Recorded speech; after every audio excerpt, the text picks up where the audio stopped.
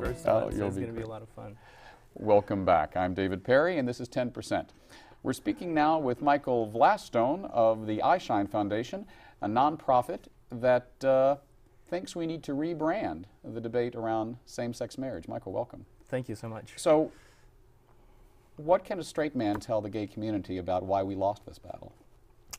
Well, you know, there are lots of wonderful organizations that are already doing the work when it comes to things like voter outreach, legal work, education.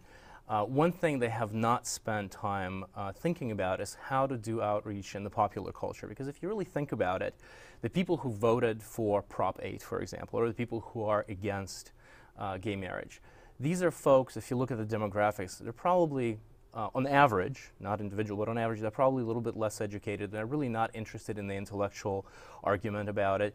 They go from the gut. And I think it's, you know, a lot of the times our gut is wrong. I can tell I'm a heterosexual guy, and when when I'm in San Francisco and see a couple of homosexual guys on the corner kissing, it makes me cringe because that's my animal instinct. Now, with my conscious brain, I recognize that that is totally stupid. I need to just get over it. Because, you know, I have gay friends, they're some of the best people I know.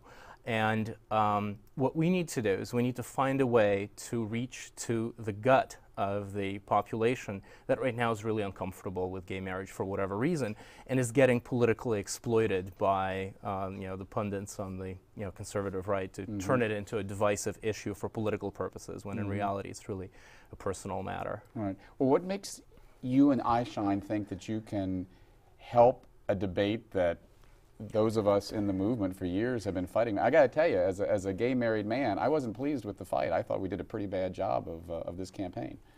Well, I think for one thing, let me give you some examples, if I may. Sure.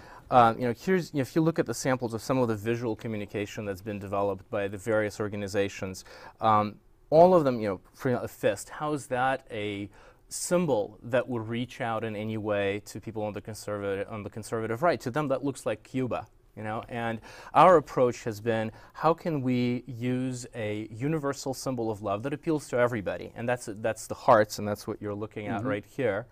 How can we make that symbol communicate to people also in a way that they're most receptive to? And one of the things we did is we dressed it up in red, white, and blue. So it's all American. It's not something weird.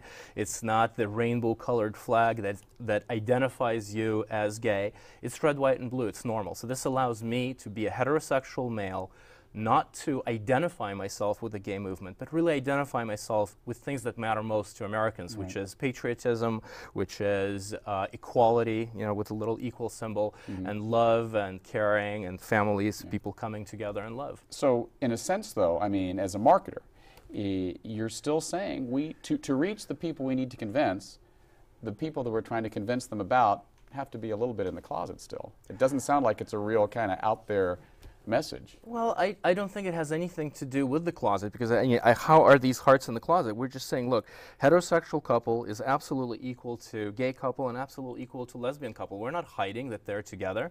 It's just all we're doing is we're using symbols and we're using colors and we're using naming strategy that communicates to the gut. Let me give you one example. You, of course, remember the whole controversy around the inheritance tax. Well, the conservatives rebranded it as what? Death tax. The death tax. And all of a sudden, literally in a space of 1 year, entire America changed its mind.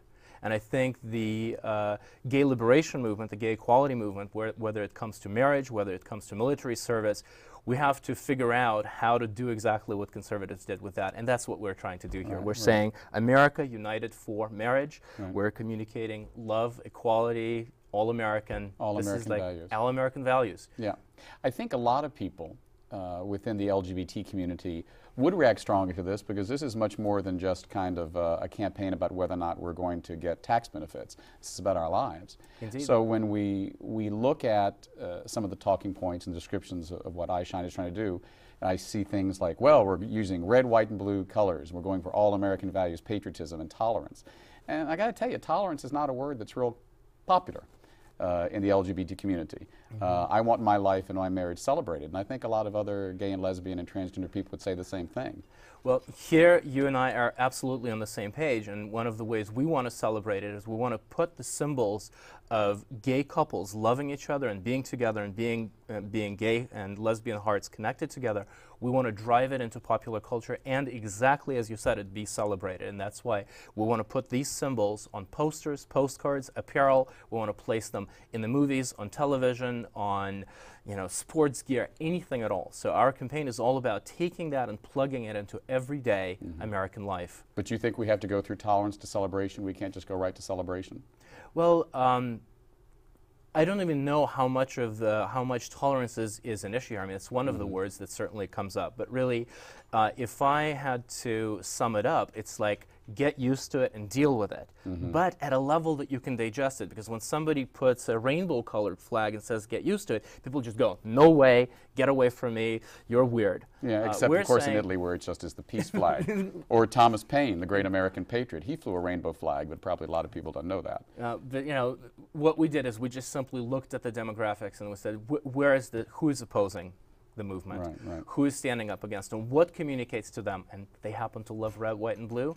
They happen to understand things. In fact, one of the things we did is we did a little poster based on the American flag. And if you look at the use of symbols, our hearts are replacing the stars, because that's really the core of America. It's the family, it's the love between people, and the equality between all of us. And I think that if I was a conservative and I looked at that and I said, gosh, that's really what I care about. Why was I bothered by this in the first place? Maybe it's time to take a fresh look.